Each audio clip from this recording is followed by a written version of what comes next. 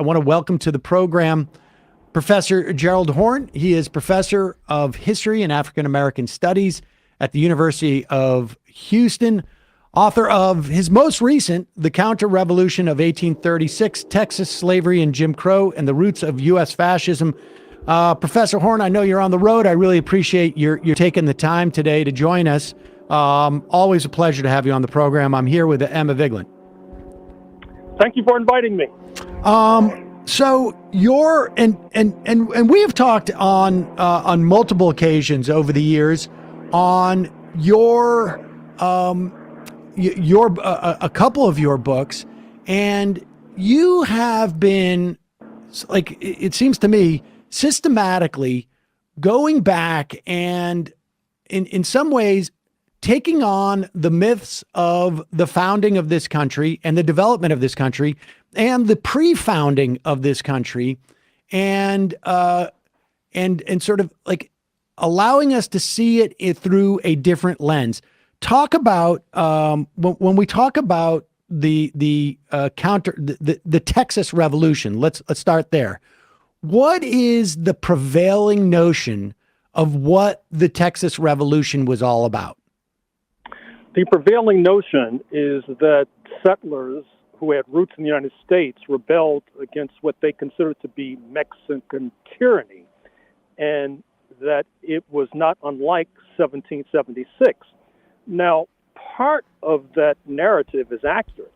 What I mean is that the settlers, led by Sam Houston and Stephen F. Austin and others, who then bequeathed their names to leading cities in what is now a U.S. state, they wanted to continue slavery. Mexico had moved to abolish slavery in the late 1820s under a president of African descent, speaking of Vicente Guerrero. And rather than accede to that particular decision, they rebelled. And then they went on to unleash what was one of the bloodiest episodes in the history of North America. I'm speaking of the dispossession of the indigenous population. And I think it was so bloody because, to be fair, the settlers in Texas were facing one of the most formidable armed groups of indigenous. I'm speaking of the Comanches. And that was a very volatile, combustible combination, which ultimately led to the landscape being drenched in blood, and with the settlers emerging triumphant.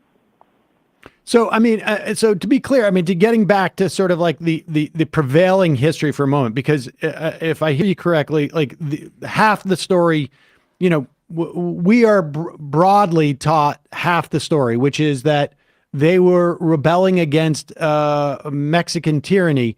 It's just that the tyranny involved an ending of slavery and a curbing of the greater introduction of slavery from the perspective of the people in Texas. So, I mean, what was the tyranny without that component, which I think you make your case for in this book? Without that component, what was the tyranny ostensibly about? Well, you need to understand that even though Mexico did not necessarily have a reputation for being pro-indigenous, like others, they were reluctant to expend blood and treasure in combating the indigenous so that settlers could be handed their land. And so part of the, quote, tyranny, unquote, was this idea that Mexico was seeking to restrain the settlers from further gobbling up indigenous land.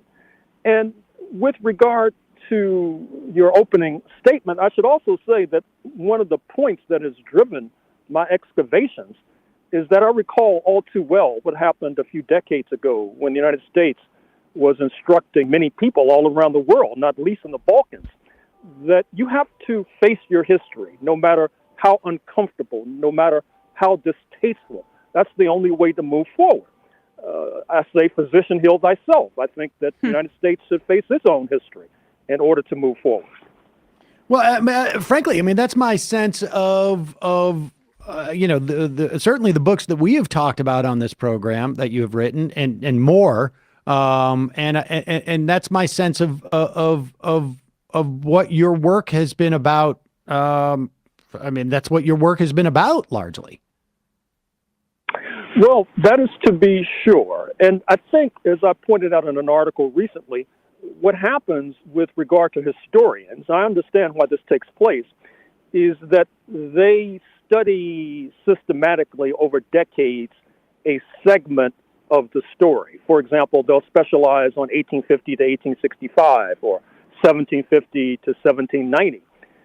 But as I pointed out in this essay that actually appeared in The Nation, the New York-based weekly, what happens is that it reminds me of the jury in the case of black motorist Rodney King. You may recall what happened to him. He was captured on camera being pummeled and beaten by officers of the law. And what happens is that wily defense lawyers for the officers of the law, they show the jury disconnected snippets and segments of the tape. And that tends to disorient the jury because they say, do you see any offense there? Do you see any offense here? And I think that's what happens with the history of the United States, is that many historians, they focus on what they consider to be an uplifting story. For example, the revolt against British rule in 1776. But then they don't do a follow-up with regard to what unfolds after that. For example, the further movement west, the dispossession of the indigenous, the further growth of enslavement, despite Governor DeSantis saying that the United States was the first abolitionist project, for example. Well, I mean, that's the point there, right? Is like, ostensibly like that if you look at just that moment, it is about emancipation and freedom for people. But then you start to that story doesn't hold up as much when you see what those people go on to do. I mean, and I think, folks could look at at your book even just at the chapter headings. We're talking about the Texas Revolution, which takes place in 1836, and that really you stay in the 1830s in your book for 3, I'd say, out of the 23 chapters. And so what is it in and you refer to the Texas Revolution, and we should be clear, this is when Texas, gains its independence from Mexico, or attempts to. That it's a counter-revolution. Will you talk to us about that concept? Because I know this is also a concept that you applied to 1776 as well, and we've alluded to it just a little bit as to what the evidence is for that. But talk to us as to what constitutes a counter-revolution. Well, hopefully a revolution involves progress, at least for the majority. A counter-revolution involves a dearth of progress. In fact, a dispossession of a significant percentage of the population, for example, the Comanches, the Caddo, the Apaches, etc.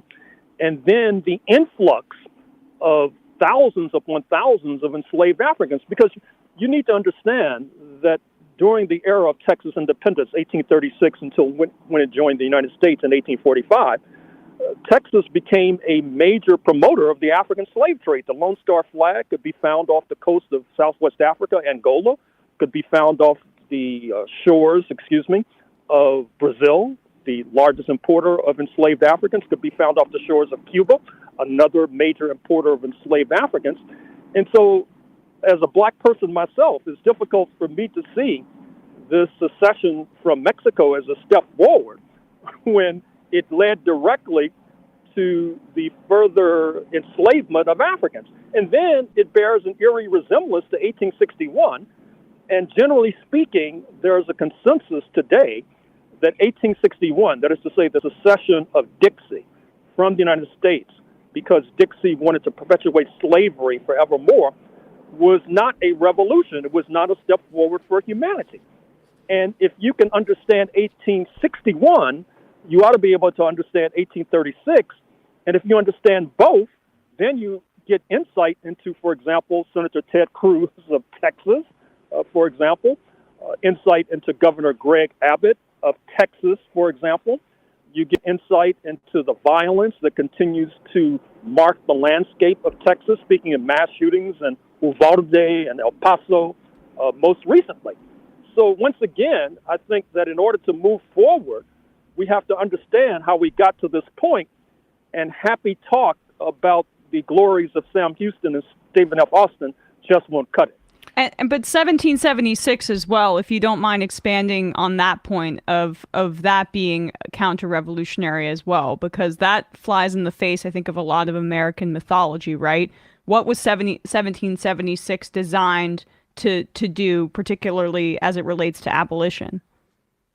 Well, first of all, you have to understand history. That is to say, there is a gathering opinion amongst historians that what drove 1776 was, A, the fact that London was reluctant to continue expending blood and treasure per the so-called Royal Proclamation of 1763 in fighting the Native Americans and turning over their land to land speculators like George Washington. And then second, London had the seeds, and I stress the seeds, of an abolitionist movement, a movement to abolish slavery. And you need to realize that enslaved Africans, it's probably the most valuable asset in North America. Certainly was the most valuable asset on the eve of the U.S. Civil War in 1860, 1861. And so you have a number of historians who are pointing to land and labor as helping to drive 1776.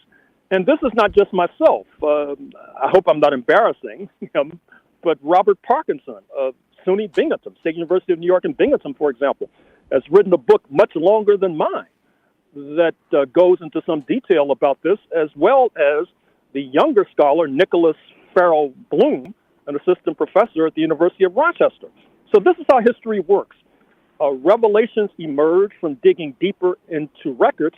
And in my case, the revelation emerges because I was trying to understand not only the Donald Trump phenomenon and how you can reconcile that with the so-called glorious republic that had been established reputedly, and also I was trying to understand the backlash against Mr. Obama, many of whose policies I did not support, but the fact that he probably received more assassination threats than any other modern U.S. president certainly captured my attention.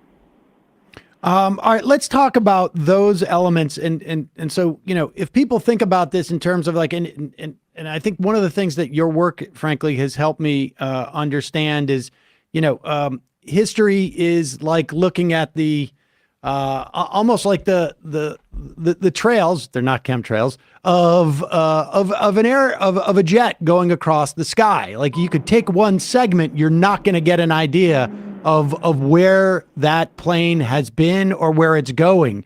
But the knowledge of where it's been and where it's going, the direction it takes after any given sort of like segment of that trail, gives you a much better understanding of who might be on the plane, where the plane's going, where it's been, et cetera, et cetera. So talk about some of the key elements that were there in the lead up to the Texas Revolution, and then we'll talk about some of those key moments following it that make this case that it was a counter-revolution and that it was the struggle, the impulse for independence from Mexico was at least in the leadership of Texas about getting slaves and expanding slaves and presumably territory and making money. Well, another epical event that's taking place congruent with the unrest among settlers in Texas is the fact that the U.S. president at that moment, Andrew Jackson, was expelling the indigenous population from the southeast quadrant of North America, speaking mostly of Georgia. I'm speaking of the Cherokees. I'm speaking of the Trail of Tears. I'm also speaking of the Choctaw, the Chickasaw, etc. And what happens there is that they're told that what is now Oklahoma would be Indian territory, a sort of Bantustan. That is to say, the land of the Indians forevermore, as long as the river shall flow and the grass shall grow. But what happens is, if you look more carefully at the history, is that Washington at that point was quite concerned with the growth of Texas. Texas saw itself as a challenger to Washington. And I think that's one of the reasons why you need to take this loose talk about another Texas secession of the 21st century quite seriously. I think that one of the reasons why Texas seceded in its secession from Mexico was not least because it received assistance from France, which France had designs all of its own on North America and recognized that it had made a bad deal when it sold what was called the Louisiana Territory to the Jefferson administration earlier in the century, fundamentally for a song, fundamentally for pennies on the dollar. And so when Jackson places a Native American entity on the northern border of Texas, he's seeking to occupy the settlers in Texas. He's seeking to prevent their further expansion. But alas, that does not work, because what happens subsequently is that Texas is forced to join the Union because it can't stand up to the pressure from the Native Americans, from rebellious Africans, from Mexico, which is welcoming rebellious Africans as they walk across the border into Mexico, leading to major capital loss, not to mention taking the pressure from abolitionist London.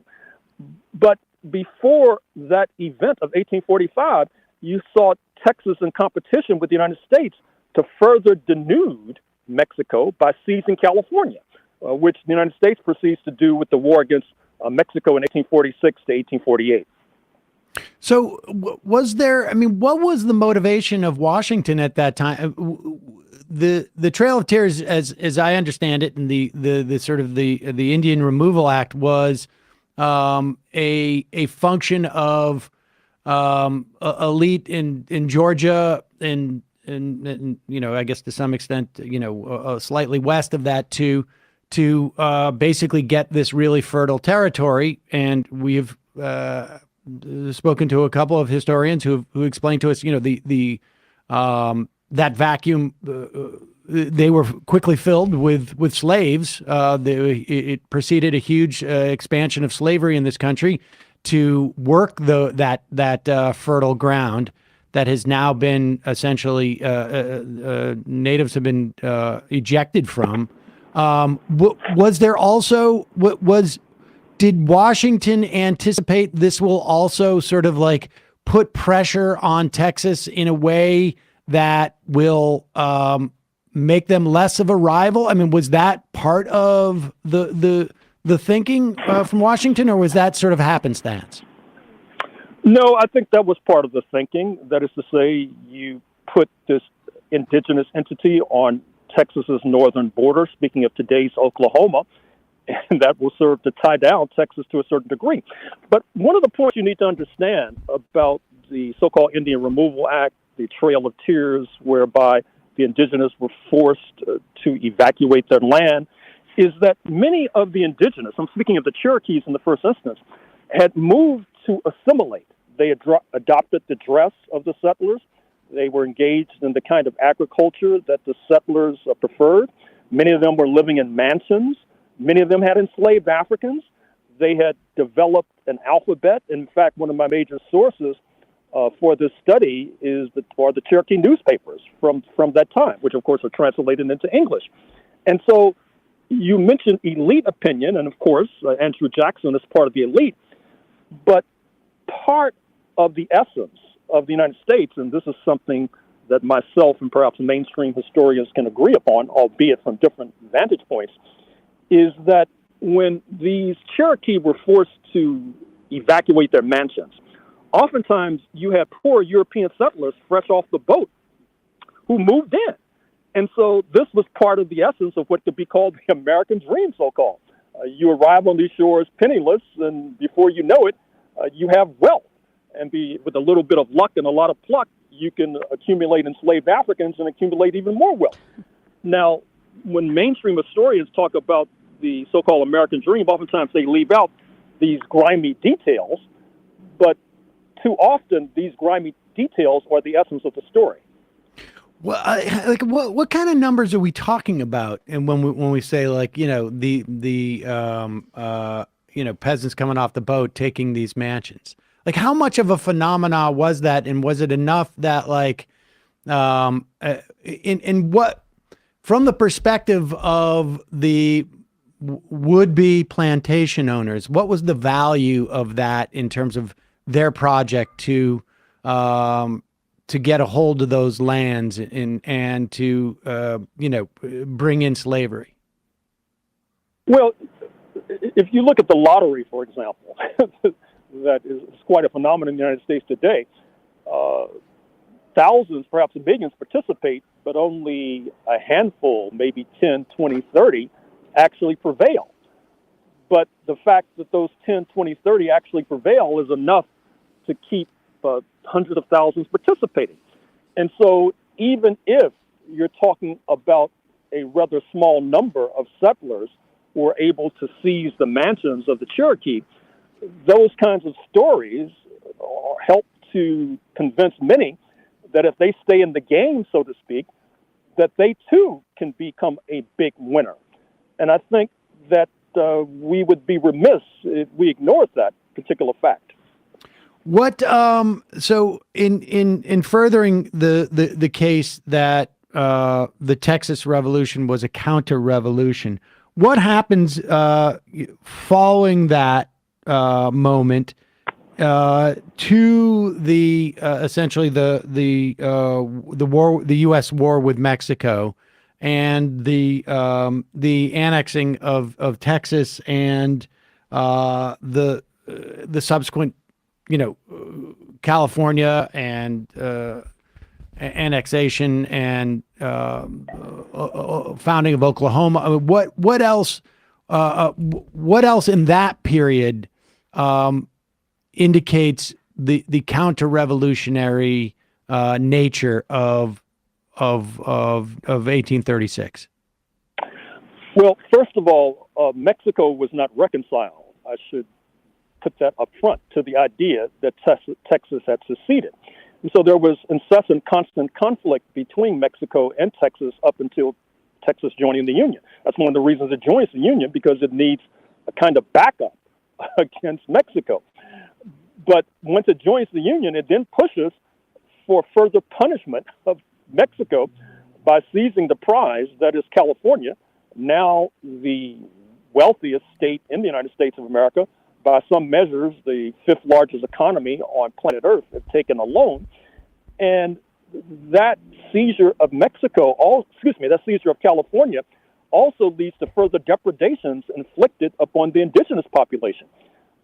Another historian, speaking of Benjamin Matley of UCLA, has a book where he uses the title genocide, quote unquote, to describe what is inflicted upon the indigenous of California, upon the Modoc, M-O-D-O-C. There's a lot of literature on the Modoc War in Northern California, on the Chumash, C-H-U-M-A-S-H, of Southern California, now once occupying the lovely spot that is Santa Barbara, for example. And so from the point of view of the indigenous, it's difficult for them, as they survey the landscape, to see the seizure of their land and their dispossession as some sort of grand revolution. It could only be described as a counter-revolution. Give us a sense of like how many slaves, how big was slavery through this period in Texas, and when was it at its I guess its peak was probably at its end, right? I mean, but give us a sense of the growth, and particularly the relative growth. You are correct. Its peak was at its end, approximately 1865. Say at 1836, the early 1830s, you're talking about tens of thousands of enslaved Africans. A few decades later, you're talking about hundreds of thousands of enslaved Africans. And of course, that more or less tracks what's happening in the United States as a whole. That is to say, in the late 18th century, as the United States is getting launched, you're talking about hundreds of thousands of enslaved Africans. By 1860, 1861, you're talking about millions, approximately 4 million, the most valuable asset and the most valuable property in this land. What you also need to realize is that of the Confederate states that seceded in 1861, Texas was the Confederate state least damaged by the ravages of war. I'm sure you're familiar with General Sherman's March to the Sea in Georgia, for example, and how he then turns north and devastates South Carolina. That is part of a pattern in Dixie. And so what happens is that as the slave owners see that slavery is coming to its end, many of them began to migrate en masse with their enslaved property in tow to Texas, because Texas had this idea that even with the surrender of General Lee and Appomattox in April 1865 and the murder of Abraham Lincoln, that somehow they could continue slavery because France, that nation I mentioned a moment or two ago, had seized the opportunity to take over Mexico as the United States' attention was occupied by internal conflict. And so the idea in Texas was that they would ally with French-occupied Mexico. French-occupied Mexico would reverse the abolitionist decree of the late 1820s, and then slavery would continue to flourish. Now, that idea, fortunately, at least from my point of view, came a cropper, not only because Mexicans under Benito Juarez, a national hero of Mexico to this very day, you know that across from El Paso, Texas, is the Mexican city, Ciudad Juarez, but also you had black soldiers who arrived in Galveston.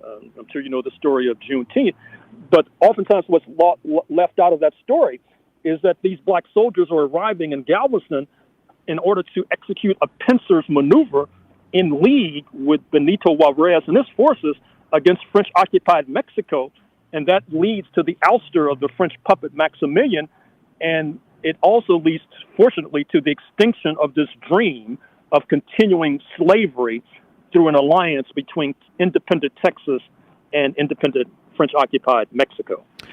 In fact, you've been on this program talking to us about Juneteenth. I guess it was a couple of years ago. But just so that I'm clear on that, like, what was the timing on that in terms of like driving the French out of Mexico, and how did what to the extent that there was a fantasy or a dream in Texas that they were going to be able to sort of, I guess, secede from the U.S., or at the very least be outside of their reach when it comes to slavery in some fashion. Like, who was driving that? How long did that last? And then what happened after that that dream, for lack of a better word, dies? Well, first of all, the Emancipation Proclamation, January 1st, 1863, inked by Abraham Lincoln, did not necessarily apply to land that was not under Lincoln's jurisdiction. That is to say, Texas. It had seceded. It had joined another country, speaking of the Confederate States of America.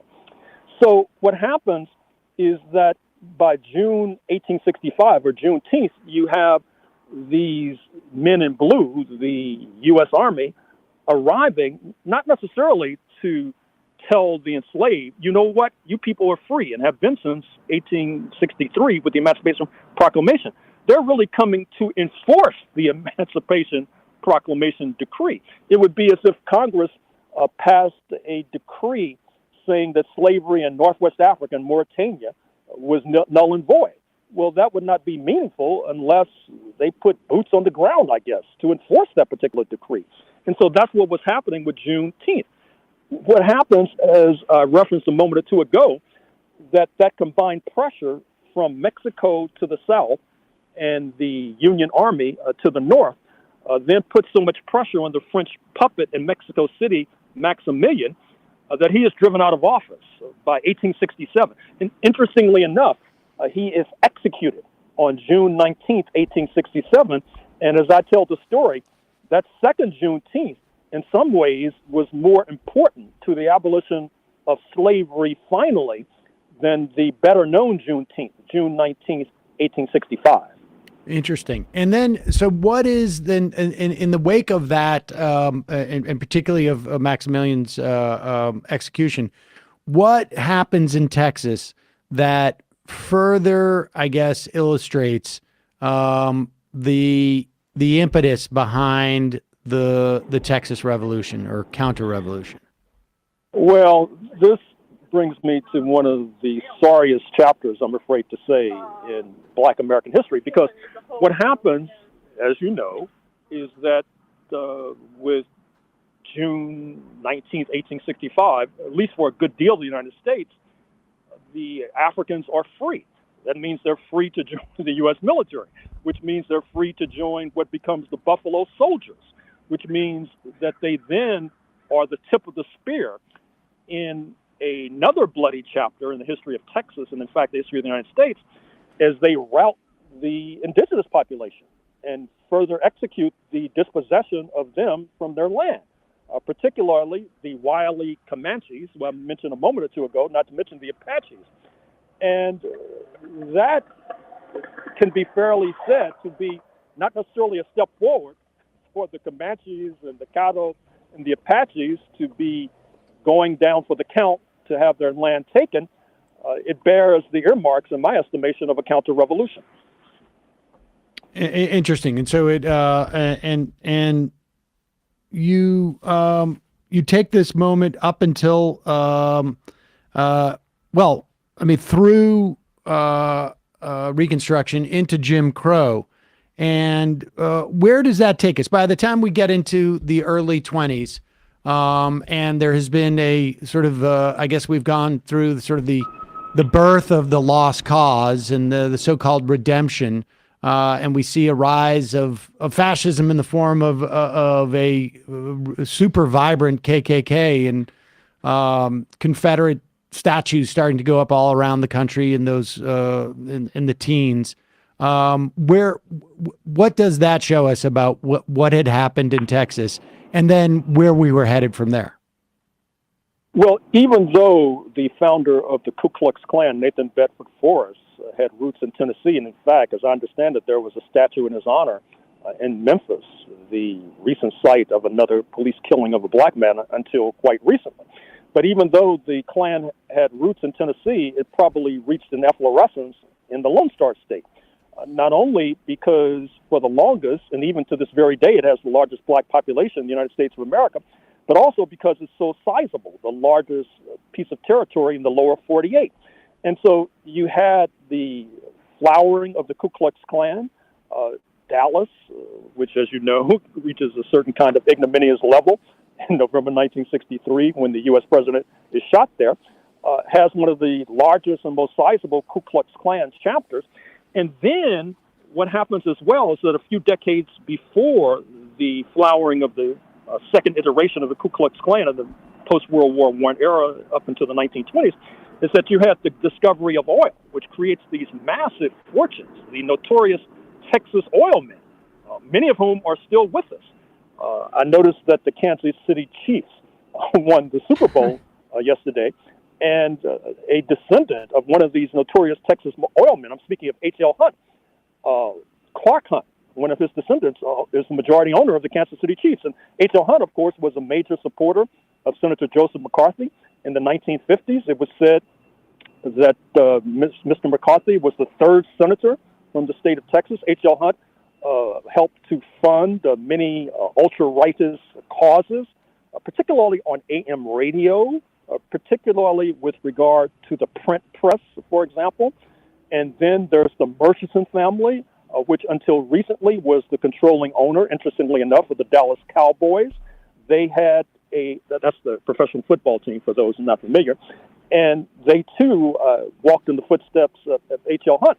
And then there's the Cullen family, another oil-rich family from the state of Texas, Houston in their case. Hunt and Murchison had roots in Dallas, for example. And you need to recognize that these forces have played a rather have had a rather conservative impact on the politics of the United States of America, as noted, helping to fund Joseph McCarthy, as noted, helping to fund forces even to the right of Joseph McCarthy, if you can believe that. All right, so let me ask you just one more, I guess, a final question that is more about your process, because I mean, you've written, I honestly, at least I think close to 24 books, maybe more, 36. And I remember interviewing you, I don't know, about 4 or 5 years ago, and I think it was about, it was the counter-revolution of 1776. I think it was. And you were talking about how you were going to go, you were almost like working backwards in history. As you looked at 1776, you realized, like, I really need to look at the 1600s to understand the 17. For folks out there who want to, one, I'm curious about, that process. Like, how do you decide what part of a timeline of history, I guess, do you need to examine to understand the timeline that you have just examined? And as a second part of that question, if someone wants to understand really the development of these milestones or events in American history, how would you recommend they approach it in terms of, let's say, reading your books? Well, that's an easy question, because I wrote a book a couple of years ago on the 16th century, the 1500s, and that book has a lot of English history in it, particularly English conflict with the Scots and the Irish, conflict between the Catholics and the Protestants, conflicts between the Jewish population of the British Isles and the Christian population of the British Isles, conflict between Christians in Europe and the Muslim power then ascendant, which was Ottoman Turkey. And to me, that serves as the backdrop for the expansion of London while we're sitting here in North America speaking English on this very day. Now, I have to confess that that book deals with the post-1492 period, although I do administer a glancing blow, say, to what in many ways triggers 1492, which is 1453, when the Ottoman Turks, or the Muslims, as you could call them in a colloquial sense, ousted the Christians in a colloquial sense from what is now Istanbul. However, I'm sort of stopped there. I don't think I'm going to go back before 1453.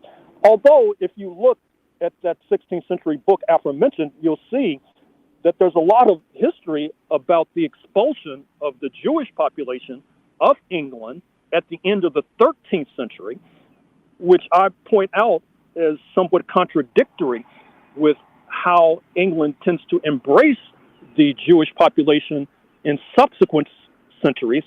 And I try to point to that as a factor in unlocking this question, this conundrum of how and why it is that in most of the Americas, people speak either Spanish or Portuguese, yet in this country in which we're living in, people speak English.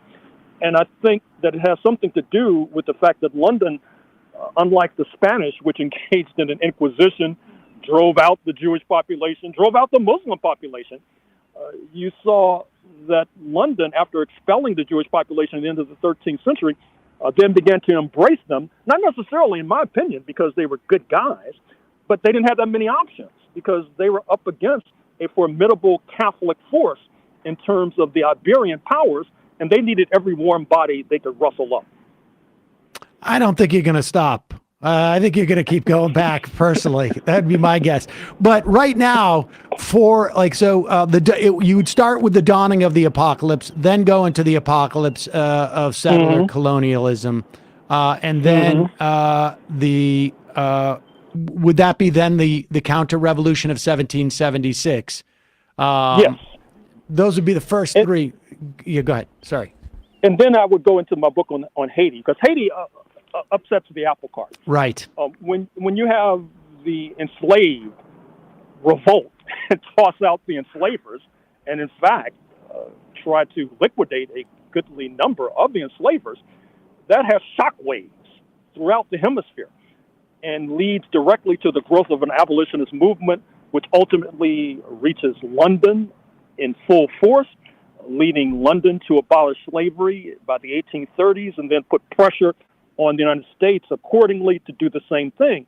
So my book on the Haitian Revolution, I think, is part of the key in terms of this whole series of books. All right, I have one more question for you. I'm sorry, because I think, one of the things I really do appreciate about your work is that it not only teaches specific history, but it also, it for me anyways, it has really taught me about the discipline of history, of an approach to history. If there was I guess this is again a two-parter, and then I promise. Do you think that you look at these sort of strands of history that go through time, that tell a story about what's happening at any given time by contextualizing it with the history of a specific lens? Is there, do you accept that A, it's a specific lens, and B, if you do, is there another lens that you think that application of your perspective of history could also be applied to that same type of notion of history? Well, I hope I understand the question, and if my answer is non-responsive, feel free to follow up. I think one of the things I try to do, as my previous remarks indicate, is that I try to do macro history. You notice that in talking about some of these events, I'm talking about Ottoman Turkey, I'm talking about Spain and Portugal, I'm talking about the anti-Semitism, I'm talking about Muslims, and with regard to Texas, I'm talking about France. Now, there's a case to be made for not taking that approach, for doing a kind of micro history.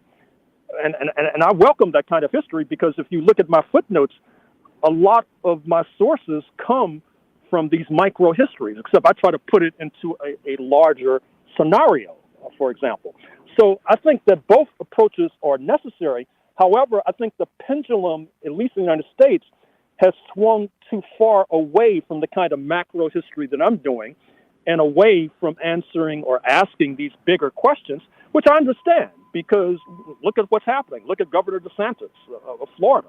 Look at how he's tied the College Board up into knots, right, by getting them to retreat from their advanced placement course in African American studies. And nobody wants to be under the gun. I understand that. But I think that if we're going to fulfill our promise and move forward, we're going to have different questions posed and different answers that emerge. I think that answers my question on some level. I guess just to sort of clarify a little bit too, one could say that one could do a macro history, let's say, intellectual history, one that doesn't necessarily deal with, sort of the power struggles or the use of different tribal or ethnic or national or racial or geographic relations, but maybe that's all of a part. I mean, and maybe the one could look at it from just the perspective exclusively of, I don't know, money. Although I'm not, I mean, is that, do you think that's possible, or is that something that you try and sort of create into a holistic strand that goes through time? Well, certainly, I've benefited enormously from studies that look at economic and financial factors. For example, making profit from land. Recall that I just suggested that was a motive force of 1776. And as I said, as I write history, to a certain extent, I'm looking at primary sources. I'm looking at diaries, and I'm looking at newspapers and government documents. But on another level, I'm looking at what other scholars have written and trying to extract nuggets and jewels from their work. And with regard to the latter, as I suggested, many of these are narrowly focused studies on maybe even an individual with their lauding, like Thomas Jefferson. But then I go into their work and try to extract something that will be useful from my work. Well, it's fascinating stuff. Gerald Horne, professor of history, African American studies at the University of Houston. His latest is The Counterrevolution of 1836, Texas Slavery and Jim Crow, and the Roots of U.S. Fascism. Thanks so much for your time today. Really, really appreciate it. Thank you for inviting me.